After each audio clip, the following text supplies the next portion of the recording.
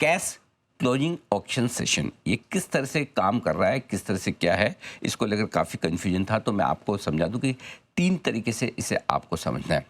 सबसे पहली चीज़, जो भी कैश सेगमेंट में ट्रेड होता है, अगर कोई एफएनओ शेयर है, फॉर एग्जांपल इन्फोसिस हो गया, पीआई इंडस्ट्री हो गया, या कोई आपका कैश सेगमेंट का कोई भी शेयर, कल्याण ज्वेलर्स हो गया, इनके लिए टाइमिंग मान के चले एक बार आप 3:15 पर। बाकी कैश सेगमेंट जैसे कोई आपके जी शिपिंग हो गया, इस तरह के जो शेयर जो एफएनओ में नहीं है, उनके लिए 3:30 का टाइम है। तो पहली चीज़, जो शेयर एफएनओ में नहीं है, सिर्फ कैश सेगमेंट में, उसकी लाइफ में कोई अंतर नहीं है। वो पहले की तरह ही सुबह 9:15 से 3:30 बजे तक ट्रेड करेंगे। जो शेयर कैश मार्केट में है, नेचुरली एफएनओ में जो है, उनके लिए 3:15 बजे का एक कट ऑफ है। इसको आगे समझाऊंगा। जो कोई भी वायदा कारोबार के शेयर है, जो अभी सुबह 9:15 बजे से 3:30 बजे तक जिनमें ट्रेड होता था, अब इनका 10 मिनट टाइम बढ़ गया 3:40 तक। तो एफएनओ के जितने भी स्टॉक्स हैं, इनके लिए 3:40 तक का टाइम, और इनके बीच में कहीं कोई ब्रेक नहीं है। ब्रेक बीच में कहाँ आ रहा है? सिर्फ एक ही जगह, वो शेयर जो वायदा कारोबार में है लेकिन जिनका कैश मार्केट में ट्रेड होता है। अब देखिए टाइमलाइन के हिसाब से कैसे। सबसे पहले टाइम लेते हैं 3:15 से 3:20 का टाइम है।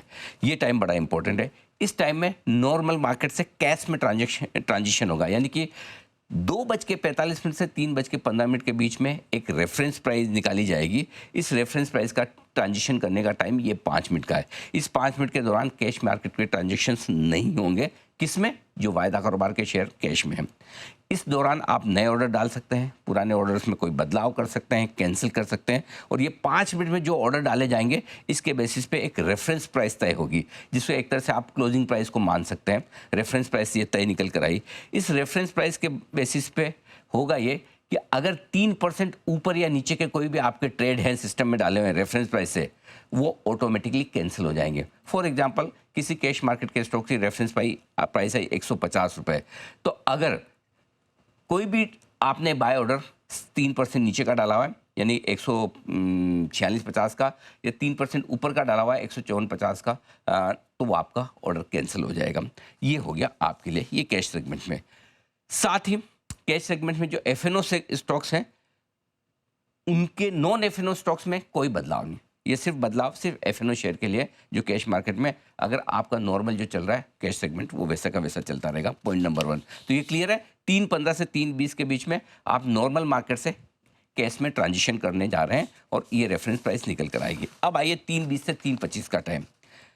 फिर से कैश सेगमेंट के वो शेयर जो वायदा कारोबार में है, इसमें आप नए ऑर्डर डाल सकते हैं, मॉडिफाई कर सकते हैं, कैंसिलेशन कर सकते हैं। इसमें दोनों ही तरह के ऑर्डर लिए जाएंगे, लिमिट ऑर्डर भी लिए जाएंगे, मार्केट ऑर्डर भी लिए जाएंगे। रेफरेंस प्राइस से जो भी रेफरेंस प्राइस निकल कर आई है 3:20 पर, उसके 3% की रेंज में आपको जो ऑर्डर डालने हैं बाय सेल का, 3% ऊपर 3% नीचे के आप डाल सकते हैं। और इसके दौरान जो भी कैश सेशन के स्क्रिप्ट्स हैं, उसके दौरान जो डिस्क्लोज क्वांटिटी आपको नहीं डाल, मतलब आपको जितना खरीदना है, जितना बेचना है, पूरी डालनी होगी। कई बार क्या होता है ना, वो आप डिस्क्लोज कम करके डालते हैं, इसमें डिस्क्लोज कम करने का ऑप्शन नहीं होगा। न स्टॉप लॉस ऑर्डर डाल सकते हैं, न इमीडिएट और कैंसिल आईओसी ऑर्डर डाल सकते हैं। ये कैश सेगमेंट के वो शेयर जो वायदा कारोबार में, ये 3:20 से 3:25 के बीच में आपके नए ऑर्डर डालना, कैंसिलेशन करना। वहीं जो नॉर्मल कैश मार्केट वाले स्टॉक्स है, उनके लिए जो मौजूदा प्रोसेस है उसमें कोई बदलाव नहीं। इसमें स्पेशली एक चीज़ बताना चाहता हूँ, कई सारे ब्रोकर्स होते हैं जो कैश के स्टॉक्स जो 3:15 बजे स्क्वायर ऑफ कर देते हैं इंट्राडे में, तो अगर वो एफएनओ वाले स्टॉक्स नहीं है, दूसरे कैश वाले स्टॉक्स हैं, तो अब भी 3:15 बजे 3:20 जो भी उनकी पॉलिसी हो उस हिसाब से चला सकते हैं। अब आइए तीसरी कैटेगरी, 3:25 से 3:30 के बीच में क्या होगा। कैश सेगमेंट के वो शेयर जो वायदा कारोबार के हैं, इसमें सिर्फ और सिर्फ आप लिमिट ऑर्डर डाल सकते हैं, बदल या कैंसिल कर सकते हैं। आप मार्केट ऑर्डर इसमें नहीं डाल पाएंगे। ये सिंपल सी चीज़ है। मार्केट ऑर्डर में मार्केट ऑर्डर में सिर्फ नए ऑर्डर डाल सकते हैं, लेकिन कैंसिलेशन नहीं कर पाएंगे। कैंसिलेशन की छूट नहीं होगी। एक बार आपने मार्केट ऑर्डर डाल दिया तो आप उसको एग्जीक्यूट होगा ही होगा। लिमिट ऑर्डर जरूर आप चाहें तो बदल सकते हैं, कैंसिल कर सकते हैं। रेफरेंस प्राइस के 3% की रेंज में ही ऑर्डर लिए जाएंगे। और कैश स्क्रिप्ट जो है, जो यानी कि एफएनओ वाले स्टॉक्स हैं, ये डिस्क्लोज क्वांटिटी नहीं कर सकते। आपको पूरी की पूरी क्वांटिटी दिखानी होगी। स्टॉप लॉस, इमीडिएट और कैंसिल ऑर्डर डालने होंगे। और आखिरी 2 मिनटों में 3:28 से 3:20 के बीच में कोई भी टाइम पे ये ऑर्डर्स आपके ये सेशन क्लोज हो जाएगा और ये प्राइसेस आपकी सेटल हो जाएगी। अब वही जो नॉन एफ स्टॉक हैं कैश मार्केट में, उनकी मौजूदा प्रोसेस में किसी तरह का कोई बदलाव नहीं होगा। ये आपका हो गया 3:30 तक का मामला। अब आइए इसके बाद क्या, इसके बाद 3:30 से 3:35 के बीच में जो भी ऑर्डर्स आपने डाले हैं पहले 3:15 से 3:30 के बीच में, इन ऑर्डर्स की होगी मैचिंग, और ये मैचिंग जो भी होगी उसके बेसिस पे एक प्राइस आ जाएगी। कैश सेगमेंट वालों का 3:30 पे मामला जो है वो खत्म हो गया, मतलब खत्म हो गया। अब जो भी मैचिंग आएगी उस मैचिंग के बेसिस पे 3:50 से 4 बजे के बीच में पोस्ट क्लोजिंग सेशन होगा। अभी 3:40 से 4 बजे के बीच में 20 मिनट का होता है। अब ये पोस्ट क्लोजिंग सेशन घटकर 10 मिनट का रह गया। इसमें आप जो भी क्लोजिंग प्राइस आई उसके ऊपर एक पर्टिकुलर प्राइस पे बाय सेल कर सकते हैं। ये सेम दोनों के लिए लागू होगा, चाहे वो एफएनओ वाले कैश स्टॉक्स हो या नॉन एफएनओ वाले स्टॉक्स हो। पहले 3:40 से होता था, अब 3:50 से होगा। तो दोनों के लिए 3:50 से 4 बजे का कैश मार्केट का पोस्ट क्लोजिंग सेशन होगा। अब आइए आखिर में बचा है एफएनओ सेगमेंट, जहां पर एक्शन किया है। तो अभी तक हमने जो बात की वो सारी की सारी बात की कैश सेगमेंट की। एफएनओ सेगमेंट में अगर आप ट्रेड करते तो आपके लिए क्या, एफएनओ सेगमेंट में 3:15 से लेकर 3:30 के भीतर भी बिल्कुल नॉर्मल ट्रेडिंग सेशन चलेगी। पहली चीज़ तो ये समझ लीजिए कि सुबह 9:15 बजे से लेकर 3 बजे तक, 3:40 तक एफएनओ का ट्रेड वैसा का वैसा चलेगा, इसमें कोई बदलाव नहीं। सिर्फ एक छोटा बदलाव है 3:15 से 3:30 के बीच में। क्या बदलाव है? 3:15 से 3:20 के बीच में एक रेफरेंस प्राइस इसकी भी निकलेगी। अब इसमें और कैश के रेफरेंस प्राइस में फ़र्क है। कैश की रेफरेंस प्राइस निकालने के लिए मार्केट को, कैश मार्केट के को बंद किया जा रहा है। एफएनओ स्टॉक्स वाले को 3:15 से 3:20 वो मार्केट वहाँ बंद है, लेकिन एफएनओ मार्केट बंद नहीं होगा। रनिंग मार्केट में इसकी रेफरेंस प्राइस निकाली जाएगी। जो भी रेफरेंस प्राइस आएगी वो स्टॉक फ्यूचर्स के नए ऑर्डर्स 3% ऊपर नीचे हो। ये भी स्टॉक फ्यूचर्स के लिए, नए इंडेक्स फ्यूचर्स के लिए लागू होगा, न इंडेक्स ऑप्शन के लिए लागू होगा, न स्टॉक ऑप्शन के लिए लागू होगा। सिर्फ स्टॉक फ्यूचर्स के लिए लागू होगा। Stock options, index futures, options का कोई बदलाव नहीं किसी तरह का। सिर्फ एक समय बढ़ा है 3:30 के बजाय 3:40 पे। तो अगर आप एक एफएनओ ट्रेडर हैं, आपकी लाइफ में कोई फर्क नहीं आया। सिर्फ एक फर्क आया है कि 3:20 के बाद अगर आपने कोई भी ऑर्डर 3% ऊपर या नीचे का बेचने का डाला है तो ऑटोमेटिकली सिस्टम से निकल जाएगा, वो आपको डालना पड़ेगा। इसके अलावा कोई बदलाव नहीं है। कॉम्प्लिकेटेड है, मैं जानता हूँ, समझता हूँ। मैंने भी बहुत मेहनत करके कोशिश की है। एक या दो बार आप इस वीडियो को देखेंगे तो आपको समझ में आ जाएगा। साथ ही हम वो पूरी की पूरी आपके सामने एक वो भी रखेंगे, पूरी टेबल, जिससे आप आगे वापस से रेफर कर पाएँ। लेकिन कुल मिला के बात ये समझिए कि कैश मार्केट के अगर आप ट्रेडर हैं, इन्वेस्टर हैं, आपकी लाइफ पे कोई फ़र्क नहीं, पहले के पहले जैसा चल रहा था। एफएनओ के आप ट्रेडर हैं तो आपके लिए सिर्फ 10 मिनट एक्स्ट्रा टाइम बचा है। खाली आखिरी 3:20 से 3:40 के बीच में आपकी लिमिट जो होगी ऑर्डर की वो 3% की रेंज की होगी। कैश मार्केट में अगर आप एफएनओ स्टॉक्स वाले कैश मार्केट में किसी तरह से ट्रेड कर रहे हैं तो आपके लिए 3:15 से 3:30 का टाइम होगा, उसमें ये क्लोजिंग प्राइस तय की जाएगी। आइए, मामला थोड़ा पेचीदा है, जानने समझने की कोशिश करते हैं। कल क्या हुआ? कल ढेर सारा एक्शन हुआ। जो प्राइस डिस्कवरी हुई वो काफ़ी क्वेश्चन मार्क करने वाली थी, और इसी पर आज दो बड़े खास मेहमान हमारे साथ कार्यक्रम में हो रहे हैं शामिल। एनमी के नेशनल प्रेसिडेंट कमलेश श्रॉफ साहब हैं, और रोजमर्क के चेयरपर्सन और इंडिपेंडेंट डायरेक्टर उदय तारलकर साहब हमारे साथ कार्यक्रम में शामिल हो रहे हैं। आप दोनों का बहुत बहुत स्वागत है। कमलेश श्रॉफ साहब, आपसे शुरुआत करना चाहता हूँ। जो प्राइसेस निकल कर आई है स्पॉट लेवल पर, निफ्टी, बैंक निफ्टी और कई सारे स्टॉक्स की, जाहिर सी बात है कि वो प्राइस डिस्कवरी सही नहीं थी। जो आप, हम इन्वेस्टर, ट्रेडर्स, ब्रोकर, एक्सचेंजेस और सेबी चाहती थी वैसी प्राइस डिस्कवरी नहीं हो पाई। क्या खास कारण आप समझते हैं उसके पीछे, जरा पहले ये समझाएं। नमस्कार अनिल सिंघवी जी। नमस्कार। क्या है कि मेन पॉइंट ये है कि ये कैश केओस नहीं समझे, कि कैश लर्निंग फेज समझिए। और हर मेजर मार्केट रिफॉर्म जो है, शुरू में एडजस्टमेंट होता ही है। हमें डे वन का आ, आ, आ, जो जो इश्यूज हुए हैं वो डेटा ड्रिवन के हिसाब से लेट अस अंडरस्टैंड कि उसका असेसमेंट कैसे करें। सो जो जो जो हुआ कल, of course I agree completely कि it actually did not serve the purpose of actually having a proper price discovery. Instead of that, we saw prices which were almost about 1% higher, and some even maybe 2 or 3% higher lower. So वो हिसाब से system एकदम सही से day one पे काम नहीं कर पाएंगे। और अभी पॉइंट ये है कि but system is perfect in the sense के जो लॉजिक है उसका फंडा है कि भाई अपना जो मैक्सिमम बाय सेल ऑर्डर्स जहां पे है उसको वो मैच करना है। तो इसका ऑब्जेक्टिव बेटर प्राइस डिस्कवरी का है और फुल फेयर क्लोजिंग प्राइस आना चाहिए। And of course globally exchanges have taken this up, so वो ट्रैकिंग एरर नहीं रहे उसके हिसाब से ये सिस्टम बनाया है। उदय सर, इसमें एक सवाल जो आता है निकल कर वो ये कि जाहिर सी बात है ग्लोबल प्रैक्टिसेस हम अपना रहे हैं।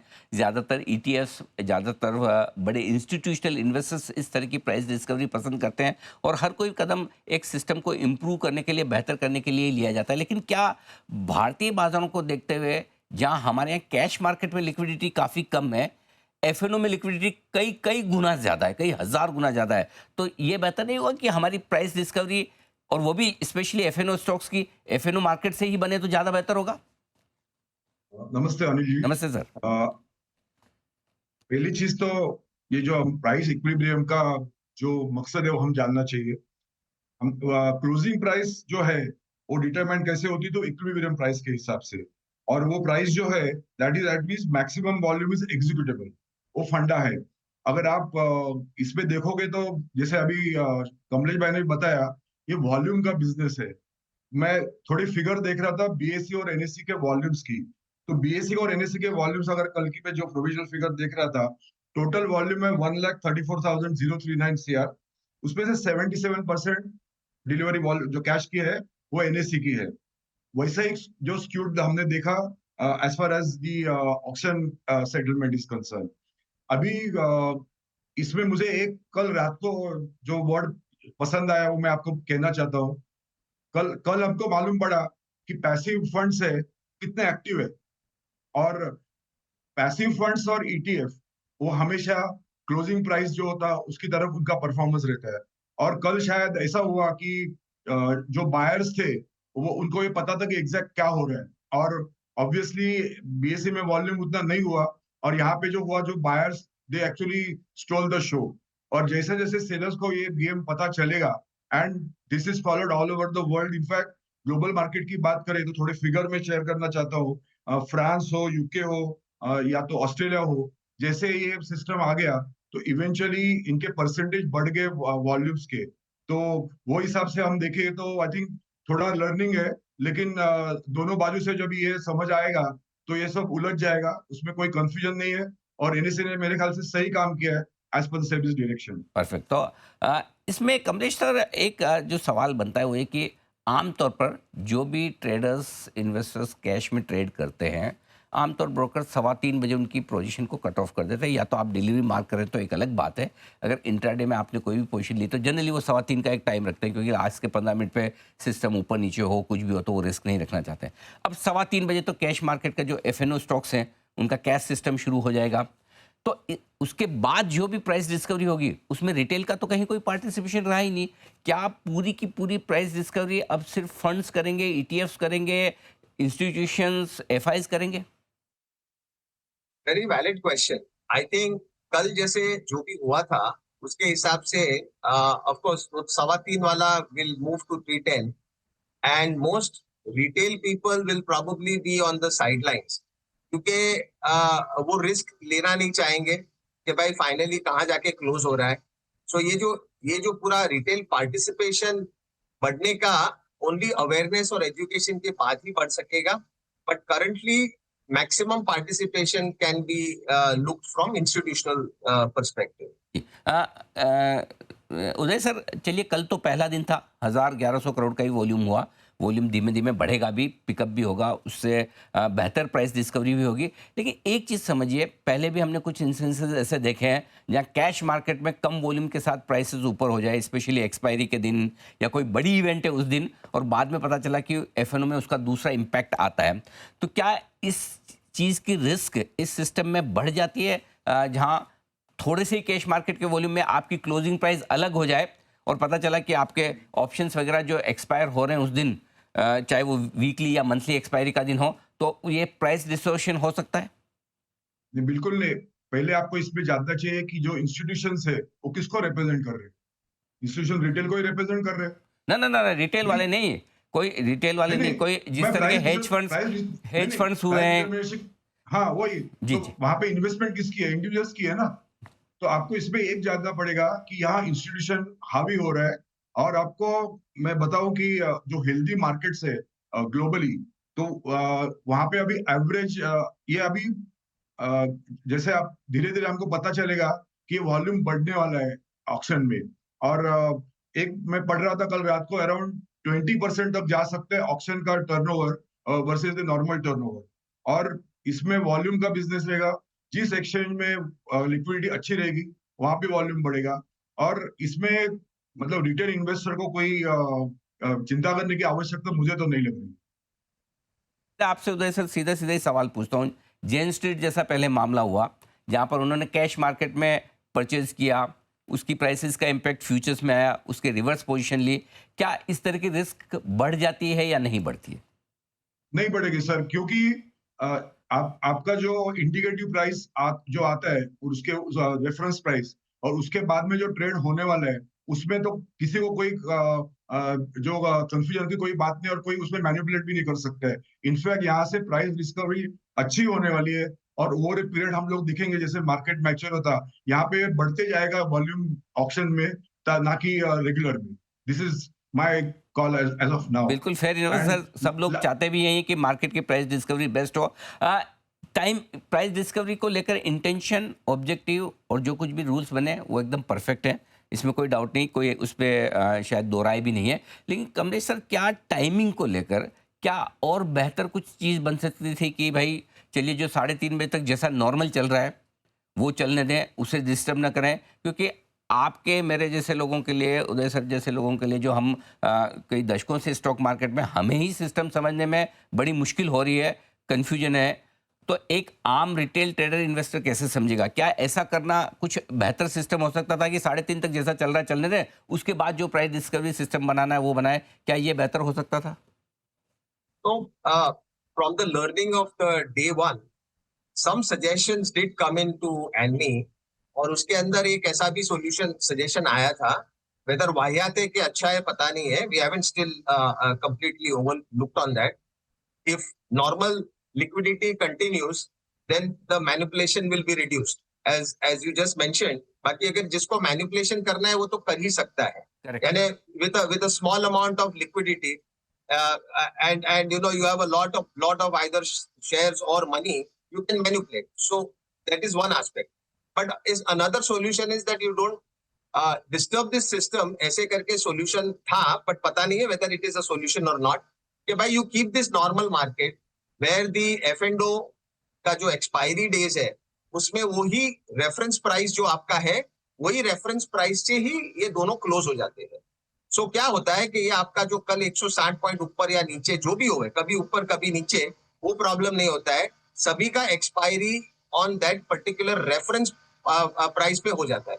उसके बाद वाला जो एक्सटेंडेड सेशन है, which is the price discovery session, can be also concurrently there until we manage to see enough liquidity, enough players, large and small, part of the market, of the whole ecosystem. अच्छा, ऐसी सोच।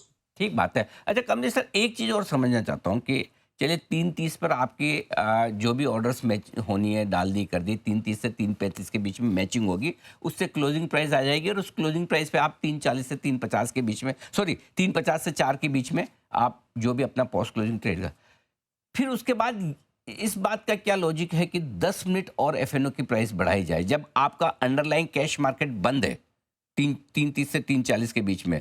इससे क्या फायदा होगा? Suppose कोई company 3:30 पे result दे रही है, अगले 10 मिनट में आपका रिजल्ट कोई आया, और कई सारी कंपनियां आज आप तो जानते हैं रिजल्ट एग्जैक्ट शार्प 3:30 बजे 3:32 3:33 पे आती है, तो आपका कैश मार्केट बंद है, एफएनओ 3:40 तक है, 10 मिनट इसको एक्सटेंशन करने के पीछे क्या लॉजिक, क्या रीजन हो सकता है?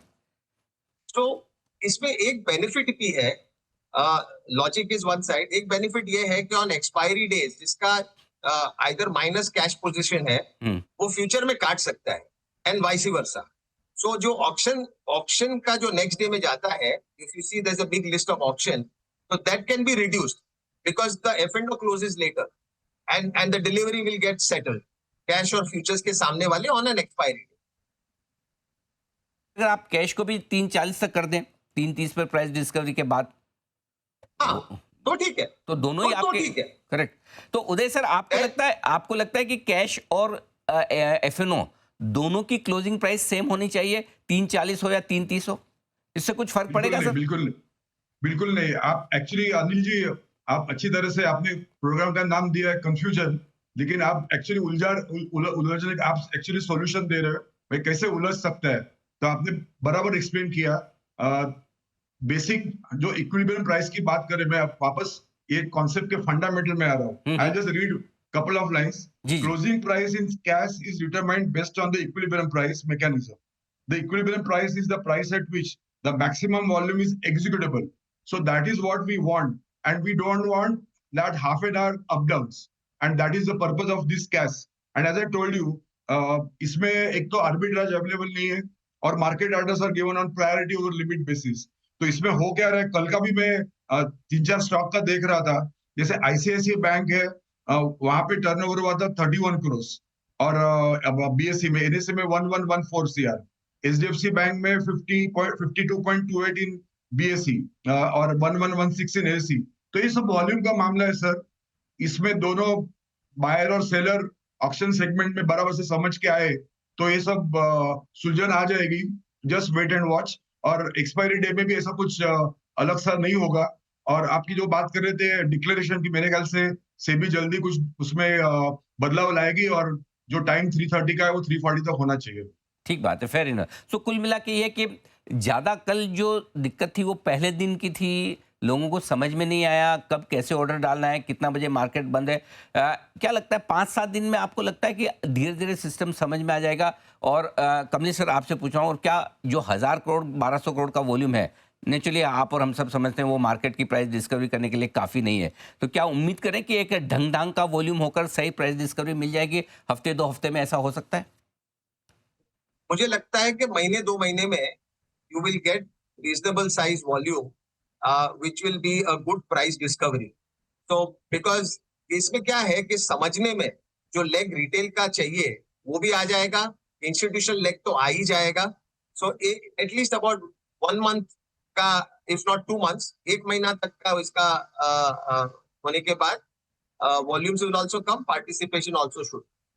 उदय सर, एक आखिरी सवाल आपसे ये कि आमतौर पर जब इस तरह का सिस्टम आता है, नया आता है, कॉम्प्लिकेटेड थोड़ा हो, तो रिटेल को समझने में मुश्किल होती है, तो उनको ये लगता है अरे यार ये तो सारा हमारे अगेंस्ट में बनाया गया, हमें कुछ समझ में नहीं आ रहा, राइट?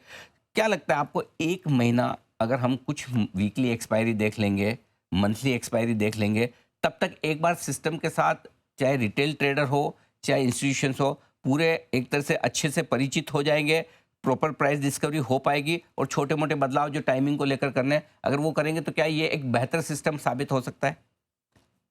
बिल्कुल बिल्कुल, और टाइमिंग चेंज करने की कोई जरूरत नहीं। जैसे I am very bullish on this concept. अभी जैसे मैं बोला कि वर्ल्ड ओवर 20% तक का एवरेज वॉल्यूम आता है, हमारे यहाँ भी ये इंक्रीज हो जाएगा। और जो पर्पस है, मकसद क्या है, equilibrium price should be the closing price, और दैट शुड एक्चुअली रिप्रेजेंट, वो जल्दी होना चाहिए। अभी हमारे ट्रेडर्स कितने जल्दी समझते हैं, और हमको तो पता है कि जो भारतीय निवेशक है, स्पेशली इन द एफ&ओ segment, they are very smart, they'll understand this, and जब ये ऑप्शन सेगमेंट में ट्रेड करेंगे तो मुझे लगता है बहुत जल्दी ये जो डिस्पैरिटी हो भी जाएगी और काफी वॉल्यूम बढ़ेंगे ऑप्शन ट्रेडिंग में। तो आपने एक डेटा बोला सर, मैं जस्ट उसको हाईलाइट करना चाहता हूँ। आप ये कह रहे हैं कि ग्लोबली 20% वॉल्यूम इस तरह के क्लोजिंग ऑप्शन सेशन से आता है। 20% वॉल्यूम, इतना बड़ा पोटेंशियल है?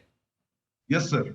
ओके, अगर कमलेश जी, फिर तो अगर 20% वॉल्यूम अगर क्लोजिंग कैश से आने लगे क्लोजिंग पे, क्योंकि अभी तक क्या भारतीय ट्रेडर्स की, हमारे लोगों की वो माइंड सेट ही नहीं बनी प्री ओपनिंग सेशन में या पोस्ट क्लोजिंग सेशन में ढंग से काम करें। आप देखिए प्री ओपनिंग सेशन की भी जो प्राइसेस निकल कर आती है, वो हमेशा मार्केट खुलते ही कुछ गिफ्ट निफ्टी कुछ अलग दिखा रहा है, हमारा प्री ओपनिंग सेशन कुछ अलग दिखा रहा है, 9-15 पे कुछ अलग हो जाता है। हाँ, तो हमारे अभी तक वो, जी कमलेश जी, अपने वहां पे एक दूसरा छोटा सा डिसएडवांटेज है, जी, is that we end up paying full margin in the pre open and this cash session.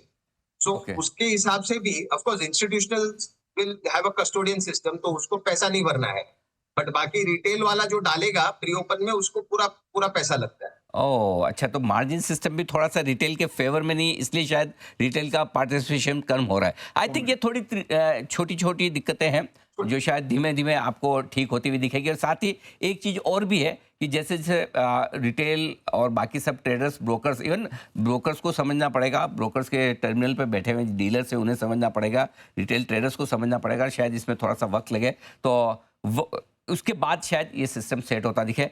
दूसरा बड़ा लिटमस टेस्ट आज ही होगा, आज वीकली एक्सपायरी है, पहली वीकली एक्सपायरी, कल सिस्टम लागू हुआ है, आपने कल बड़ा एक्शन देखा है, देखते हैं आज क्या कुछ होता है। लेकिन आप दोनों ने बहुत अच्छे तरीके से इसे समझाया भी और साथ ही वो सुझाव भी दिए किस तरह से इस सिस्टम को बेहतर बनाया जा सकता है, और आई एम श्योर उन सुझावों पर अमल किया जाएगा और धीमे धीमे ये सिस्टम ज़्यादा बेहतर प्राइस डिस्कवरी वाला, ज़्यादा बेहतर पार्टिसिपेशन वाला हो पाएगा, ऐसी हम उम्मीद करते हैं। ये है आपके लिए पूरा का पूरा एक्शन नए सिस्टम पर आता। कमलेश जी और उदय सर, आप दोनों का बहुत बहुत धन्यवाद हमें समय देने के लिए, बहुत बहुत शुक्रिया आपका।